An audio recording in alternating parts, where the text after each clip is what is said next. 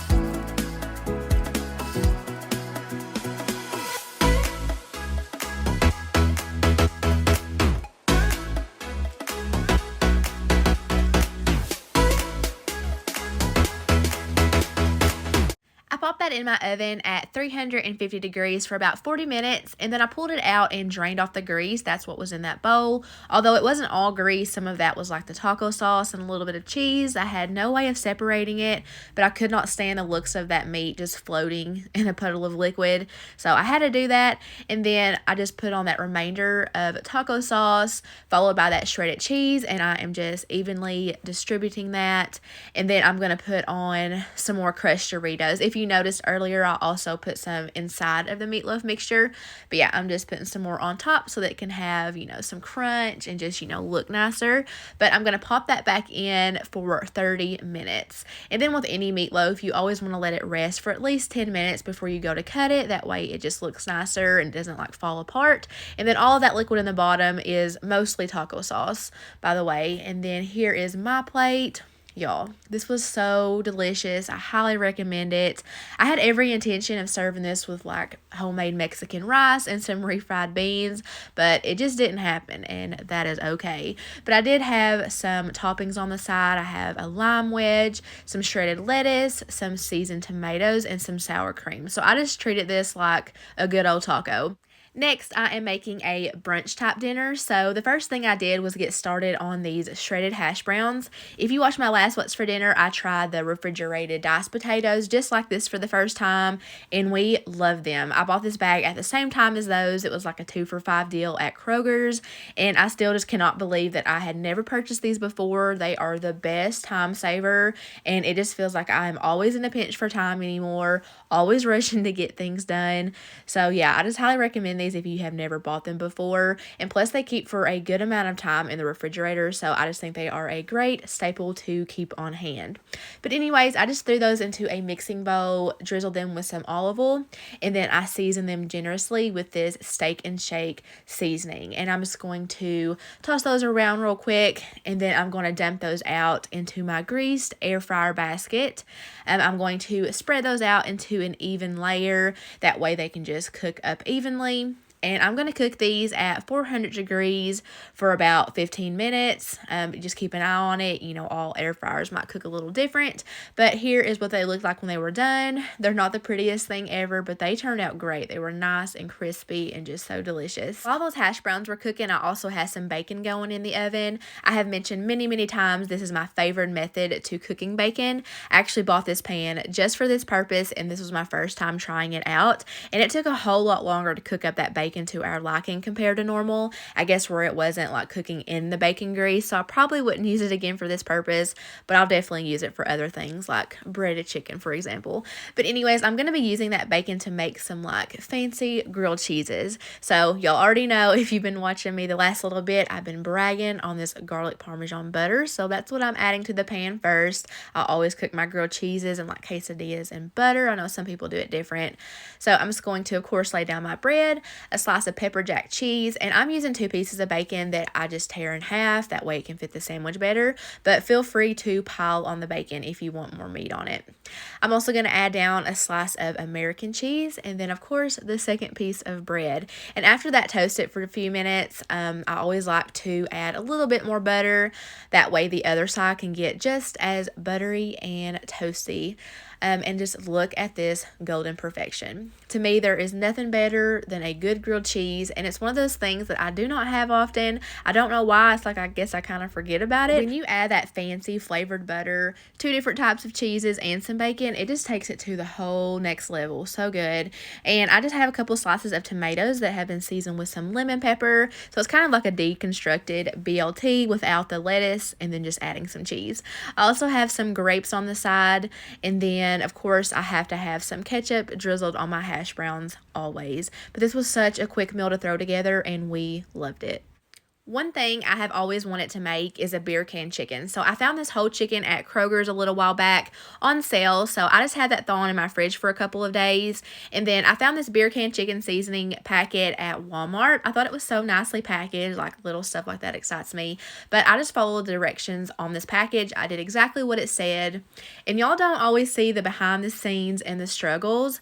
But let me tell y'all, we had a time and a half with this thing. Like, I was so irritated by the time it was time to eat. So first off, it wasn't fully thawed out in time, so it was like impossible to get that bag out of the cavity that you're supposed to remove. I had this thing in my lap. I was covered head to toe in chicken juices. Like, I had to take a shower before I could get this thing on the grill. And ignore my reflection, by the way. And I've mentioned before, we are not the best at grilling because we don't do it that often, especially like charcoal grilling. I had that thing on there for like 2 hours, and it was still not getting done. Like, I kept checking it with a meat thermometer, and it just wasn't getting there. It was like the grill wasn't hot enough. I don't know. But I got fed up at that point, and I said, I'm just going to finish it in the oven. So I just popped it in, and it took like an additional 40 to 50 minutes to get this up to temperature. So we were all hangry, and it was just a mess. But I will say it was absolutely delicious. Like, the chicken was so juicy, I guess from the beer, and then the skin was crispy, and that seasoning packet was so delicious, like so flavorful. And then on the side, I just have some steamed fresh green beans seasoned with some butter and garlic salt. And then some mashed potatoes that I topped with some cheese, bacon bits, and chives. These were actually some instant mashed potatoes that I was trying to finish up in my pantry. And they were really fluffy at first. And then it's like by the time the chicken got done, they just came out flat in the end. But it was still good. Okay, so the next day, I wanted to be sure to use up that leftover chicken, so I just heated that up a little bit, and I'm going to be using it to make some taco salads, and we absolutely love these taco salad shells. I found them at Kroger, and it has been a hot minute since I have bought these because, honestly, I forgot about them, and they're kind of hidden in the store, unless you know where they're at, but they're super easy to make. It comes with, like, these cardboard inserts that you just drape the tortilla over and then bake. I also have some refried beans and some shredded cheese, and then, y'all, this has been life-changing for me. So this Great Value Cantina salsa is the only salsa that I have ever found that contains like so few onions. And if you know me at all, you know I hate onions, so I never get to enjoy salsa. But I took y'all's advice, and I threw this in a blender so that I can make it completely smooth, and it is so incredibly good. And I'm so sorry that the focus keeps going in and out. I'm still trying to get used to my camera. But anyways, I'm just so excited about this. I have been obsessed, and it's like all I've been eating. But anyways, I also had some sour cream, my beloved limes, and some shredded lettuce.